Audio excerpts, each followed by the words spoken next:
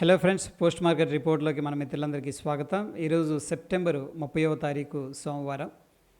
మన Indian markets అనేది చాలా ప్రెషర్లోకి వెళ్ళిపోవడం అనేది జరిగింది. ముఖ్యంగా స్ట్రాంగ్ సెల్ ఆఫ్ జరిగింది. దాని వెనుక పలు కారణాలు ఉన్నాయి. ముఖ్యంగా చెప్పుకోవాలంటే ఫెడ్ పౌల్ గారు ఈరోజు ఏంటంటే మాట్లాడడం జరుగుతుంది. వడ్డీ రేట్లు ఎలా ఉంటాయి, దాని తర్వాత ఇన్ఫ్లేషన్ గురించి ఎటువంటి కామెంట్స్ చేయనున్నారు. సో ఈ యొక్క అన్సర్టనిటీలో మార్కెట్ అంటే కొంత నెర్వస్కి గురైంది.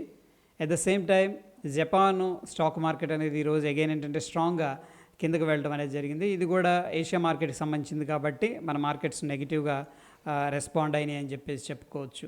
అట్ ద సేమ్ టైం ఏంటంటే ఓ పక్క క్రూడ్ ఆయిల్ ప్రైసెస్ అనేది పెరుగుతూ ఉన్నాయి. నెక్స్ట్ మనకి సెప్టెంబరు ఆటో సేల్స్ రిజల్ట్స్ అనేది రావడం జరుగుతుంది. ఐ మీన్ నంబర్స్ ఈ ఆల్రెడీ ఐ థింక్ ఏంటంటే కొంత నెగిటివ్గా వచ్చే అవకాశం ఉంది. లాస్ట్ 2 months నుంచి కూడా కొంత డ్రాప్ అనేది జరుగుతుంది సేల్స్లో. సో ఆ యొక్క రీజన్స్ వల్ల మార్కెట్స్ అనేది కిందకు వెళ్ళిపోవడం జరిగింది. ఇక అయితే ఫ్రెండ్స్ ఒకసారి నిఫ్టీ లెవెల్స్ అనేది చూద్దాం. ప్రస్తుతం ఉన్న సిచ్యువేషన్లో ఏ లెవెల్స్ అనేది మనకు ఉంటాయని. 25,917 ఒక ఇంపార్టెంట్ సపోర్ట్ లెవెల్ అయితే కనిపిస్తుంది. ఫిబొనాకీ నంబరు, ఆ నెంబర్ అయితే బ్రేక్ డౌన్ అయింది. చూడండి, కొద్దిగా ఇండెసిషన్ ఫార్మేషన్ జరిగింది. బట్ ఈరోజు ఏంటంటే గ్యాప్ డౌన్ జరిగినా కూడా జనరల్గా అంటే గ్యాప్ డౌన్ జరిగితే that is a great opportunity ఉంటాయి ఎవరికి, లాంగ్ టర్మ్ ఇన్వెస్టర్కి. బట్ ఈసారి డిఫరెంట్గా బిహేవ్ చేసింది. గ్యాప్ డౌన్ అయింది, మళ్ళీ అక్కడ నుంచి కూడా సిగ్నిఫికెంట్గా డ్రాప్ అనేది జరిగింది. సో మనం ఏమి ఎక్స్పెక్ట్ చేయొచ్చు అంటే నియర్ టర్మ్లో 25,695 రఫ్గా ఈ 25,700 అనుకోవచ్చు. మనం ఒక సపోర్ట్ ఉండే అవకాశం ఉంది టెంపరీగా అట్లీస్ట్. సో ఇక్కడ నుంచి కూడా ఒక 200-220 పాయింట్ల కింద మనకు ఒక సపోర్ట్ అయితే కనిపిస్తుంది based on the Fibonacci numbers. Bank Nifty విషయానికి వస్తే సేమ్ ఇక్కడ ప్రస్తుతానికి 52,634 అంటే ప్రీవియస్గా 53,343 లెవెల్ అయితే సక్సెస్ఫుల్గా క్రాస్ చేసింది డౌన్ సైడ్.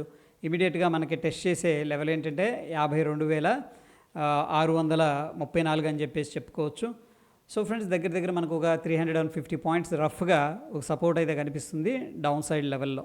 దాని తర్వాత మనం చూసుకున్నట్టయితే అన్ని సెక్టార్స్ అండర్ ప్రెషర్లో ఉన్నాయి. ముఖ్యంగా ఆటో సేల్స్ ఎలా ఉంటాయో, నెగిటివ్గా ఉంటాయేమో అన్న ఉద్దేశంలో ఆటో చూడండి 2.1% దాకా నెగిటివ్గా వెళ్ళిపోవడం. అఫ్కోర్స్ ఫైనాన్స్ కానీ రియాలిటీ అండర్ ప్రెషర్లో ఉంది. రియాలిటీ ఇవన్నీ కూడా కొంత ప్రాఫిట్ బుకింగ్ అయితే జరిగింది. ఇక మెటల్స్ మాత్రం మార్నింగ్ కొద్దిగా అగ్రెసివ్ బులిష్నెస్ ఉండేసరికి సెకండ్ హాఫ్లో ఏం చేసినాయంటే అవి కూడా కొద్దిగా యూటర్న్ తీసుకున్నాయి అని చెప్పేసి చెప్పుకోవచ్చు. ఎందుకంటే మార్కెట్ అంత స్ట్రాంగ్గా లేదు అన్న దీంట్లో మెటల్స్ ఎందుకు పాజిటివ్గా ఉన్నాయంటే మనకి చైనా ఎకనామీని బూస్ట్ చేసేటంటే కొన్ని డెసిషన్స్ తీసుకోవడం అనేది జరిగింది. ఈ యొక్క స్టిమ్యులేషన్ ప్రాసెస్, నెక్స్ట్ వాళ్ళ యొక్క వడ్డీ రేట్లు కూడా తగ్గించడం, ప్రాబ్లీ చైనాలో ఎకనామీ అనేది గాడిలో పడి ఇంప్రూవ్ అయిందంటే డెఫినెట్గా మనం ఎక్స్పోర్ట్స్ ఎక్కువగా చైనాకి చేస్తుంటాం మెటల్స్, ఐ మీన్ ఐరన్ కానీ ఇవి. సో ఏంటంటే ఈ కంపెనీలు ఇండియన్ కంపెనీస్కి కొంత బెనిఫిట్ అయితే ఉండే అవకాశం ఉంది. ఆ ఉద్దేశంతో ఏంటంటే మెటల్స్ కొంచెం షైన్ అయినాయి. But at the same time అన్ని మార్కెట్లు, అన్ని ఇండెక్స్లు పడిపోతూ ఉన్నాయి కాబట్టి ఇది కూడా కొంత ప్రాఫిట్ బుకింగ్ అయితే జరిగింది. మీడియా గ్రీన్లో ఉండడానికి ఫ్రెండ్స్ చాలా రోజుల నుంచి మీడియా అండర్ ప్రెషర్లో ఉంది. మీడియా సెక్టార్ అనేది అండర్ ప్రెషర్లో ఉంది. సో ఇంకా ఆల్రెడీ దాంట్లో సెల్లింగ్ చేస్తూ అలసిపోయారు. కొంత రికవర్ అయితే చేసినట్టు కనిపిస్తుంది. ఓకే, అయితే ఫ్రెండ్స్ ఇక్కడ మనకి లాంగ్ బిల్డప్, షార్ట్ బిల్డప్ అగ్రెసివ్గా అయితే ఎక్కువగా షార్ట్ సైడ్ వచ్చేసినాయి. మెటల్స్లో జేఎస్డబ్ల్యూ స్టీల్ మాత్రం కొద్దిగా లాంగ్ సైడ్ కనిపించింది. దాని తర్వాత కెమికల్స్లో ఈరోజు కొంత బుల్లిష్ మూమెంటం అనేది కనిపించింది ఫ్రెండ్స్. ఒక 2-3 స్టాక్లు అనేది ఐ థింక్ GHCL కూడా నేను టెలిగ్రామ్లో అయితే షేర్ చేశాను. దాంట్లో కూడా కొంత కదలికలు అనేది కనిపించింది. సో మనం కొంచెం కెమికల్ ఏదైతే సెక్టార్ ఉందో దాని మీద ఫోకస్ అనేది చేయాల్సి ఉంటుంది షార్ట్ టర్మ్ కోసం. ఇక అదేవిధంగా షార్ట్ బిల్డప్ విషయానికి వస్తే మనకి హీరో మోటార్ కార్ప్ కానీ, Indian hotels, Reliance, TVS motor, Trent, BHEL అన్నీ కూడా దాదాపుగా మోర్ దాన్ 2% అనేది ప్రాఫిట్ బుకింగ్ అయితే జరిగినాయి. ముఖ్యంగా హీరో మోటార్ కార్ప్ టాప్ లూజర్గా ఉందని చెప్పేసి చెప్పుకోవచ్చు. ఇక ఓపెన్ ఇంట్రెస్ట్ ఏ విధంగా ఉంది అనేది మనం ఒకసారి చూద్దాం. సో 3rd October మనకి ఎక్స్పైరీ ఉంది ఫ్రెండ్స్. ఇంట్రాడేలో మాత్రం ప్యూర్గా కాల్స్ సెల్లింగ్ చేసుకుంటూ వచ్చారు. అది సెల్లర్స్ పర్స్పెక్టివ్లో మనం చూసుకున్నట్లయితే డేటా. అండ్ ఓపెన్ ఇంట్రెస్ట్ విషయానికి వస్తే టోటల్గా ప్రస్తుతం మనం ఒకవేళ మార్కెట్ ఏదైనా బౌన్స్ అయితే కూడా 26,000 అనేది ఒక డిఫెంట్ లెవెల్ అనమాట. బుల్లు ఏం చేస్తాడంటే పైకి తీసుకెళ్లాలని ప్రయత్నిస్తాడు, బేరు కిందకి తీసుకురావాలని ప్రయత్నిస్తాడు. ప్రస్తుతం ఒకవేళ బుల్ కేస్ సినారియో అంటే సిగ్నిఫికెంట్ రికవర్ అయిందనుకోండి, మనం వాచ్ చేయాల్సింది 26,000 లెవెల్ అని చెప్పేసి చెప్పుకోవచ్చు. ఆ సిగ్నిఫికెంట్ సపోర్ట్ అయితే పెద్దగా కనిపించట్లేదు డౌన్ సైడ్. ప్రస్తుతానికి మనం రౌండ్ నెంబర్ 25,500ని కన్సిడర్ చేసుకోవచ్చు. ఇక బ్యాంక్ నిఫ్టీ ఎక్స్పైరీ అనేది మనం చూసుకున్నట్టయితే ఇది కూడా దాదాపుగా అన్ని కూడా కాల్స్ సెల్ చేశారు ఫ్రెండ్స్. టోటల్గా ఓపెన్ ఇంట్రెస్ట్ అనేది మనం అబ్జర్వ్ చేసినట్టయితే ప్రస్తుతానికి 53,500 లెవెల్ అనేది సిగ్నిఫికెంట్ రెసిస్టెన్స్ కనపడుతుంది. దాని తర్వాత strong support based on the open interest కొద్దిగా 52,500 దగ్గర కనిపిస్తుంది. సో ఫ్రెండ్స్, ఓవరాల్గా మనం చూసుకున్నట్టయితే ప్రస్తుతానికైతే కాల్స్ సెల్ చేసే పనిలో పడ్డారు. మార్కెట్ బౌన్స్ అవుదలే, బౌన్స్ అయినా సరే మళ్ళీ కిందకి వెళుతుంది, అంటే ఫేడ్ అయిపోద్ది అంటాం కదా, అటువంటిది అయితే ఎక్స్పెక్టేషన్ ఉంది. ఎందుకంటే వన్ సైడ్ మ్యాచ్ లాగా కనిపిస్తుంది సిగ్నిఫికెంట్గా. ఓకే, ఇక మనం నిఫ్టీ అనేది చూసుకున్నట్టయితే ఈరోజు అడ్వాన్స్ ఎన్ని ఉన్నాయి, 12 కంపెనీలు ఉన్నాయి, డిక్లైన్స్ ఏమో 38 ఉన్నాయి. సిగ్నిఫికెంట్గా చేంజ్ వచ్చింది సడన్గా. ఇక్కడ టాప్ గెయినర్స్లో జేఎస్డబ్ల్యూ స్టీల్ కనిపిస్తుంది, ఎన్టీపీసీ, హిందాల్కో, మెటల్స్ నుంచే ఉన్న 4-3 కంపెనీలు కూడా. దాని తర్వాత ఎఫ్ఎంసీజీ, బ్రిటానియా కావచ్చు, oil company BPCL, Asian paint, Grasim, fundamentally quality companies మాత్రం ప్రస్తుతం అయితే కనిపిస్తూ ఉన్నాయి. ఇక లూజర్స్లో Bharat electricals, M and M, ICICI bank, Bajaj ఆటోలో సేల్స్ ఇన్ఫ్లుయెన్స్ చేస్తుందన్న ఎక్స్పెక్టేషన్ అయితే క్లియర్గా ఇక్కడ రిఫ్లెక్ట్ అవుతూ వస్తుంది. And hero motor carp, Trent, Reliance, axis bank అనేది పడిపోయినాయి అనమాట. అయితే ఫ్రెండ్స్, హీరో మోటార్ కార్పు మంచి బ్రాండే అయినప్పటికి కూడా ఏంటంటే వీళ్ళకి మార్జిన్ చాలా తక్కువ ఉంటుంది. ఓకే, సో సేల్స్ బాగానే ఉంటాయి, మార్జిన్ అనమాట, అంటే ఒక్కొక్క యూనిట్ అమ్మినప్పుడు వచ్చే ప్రాఫిట్ ఉంటుంది కదా, అది తక్కువ అనమాట. అందుకని హీరో మోటార్ కార్పు వాల్యూమ్స్ ఎక్కువగా ఉన్నప్పుడు కూడా వాళ్ళ యొక్క ప్రాఫిట్స్ అనేది తక్కువగా కనిపిస్తుంటాయి. బజాజ్ ఆటో ఎక్కువగా ఉంటుంది, దాని తర్వాత టాటా మోటార్స్ ఎక్కువగా కనపడుతూ ఉంటుంది ఇది మార్జిన్స్ విషయంలో చూసుకున్నట్టయితే. ఇక బ్యాంక్ నిఫ్టీ ఒకసారి చూస్తే ఈరోజు డిక్లైన్స్ ఏమో 9 కనిపిస్తూ ఉన్నాయి ఏకంగా, అడ్వాన్స్ ఏమో 3 కనిపిస్తూ ఉన్నాయి. సో టాప్ గెయినర్స్లో చూస్తే federal bank, AU small finance bank, IDFC first bank అనేది కనిపిస్తూ ఉంది. అండ్ ఫెడరల్ బ్యాంక్ ఫ్రెండ్స్, కొంతమంది అనలిస్టులు కూడా పాజిటివ్గా రేటింగ్ ఇవ్వడం అనేది జరిగింది. నేను కూడా కొంత స్టాక్ గురించి కొంచెం అనాలిసిస్ అనేది చేశాను. ఇది కొంచెం అండర్ వాల్యూడ్ స్టాక్ అనమాట ఉన్న వాటిల్లో. ఏయూ స్మాల్ ఫైనాన్స్ బ్యాంక్ కానీ, ఫెడరల్ బ్యాంక్ కానీ, అఫ్కోర్స్ ఐడిఎఫ్సి కూడా మంచి ఫాలింగ్ వెడ్జ్ టెక్నికల్గా అయితే అబ్జర్వ్ చేశాను, కానీ ఫండమెంటల్గా ఇంకా చూడలేదు నేను.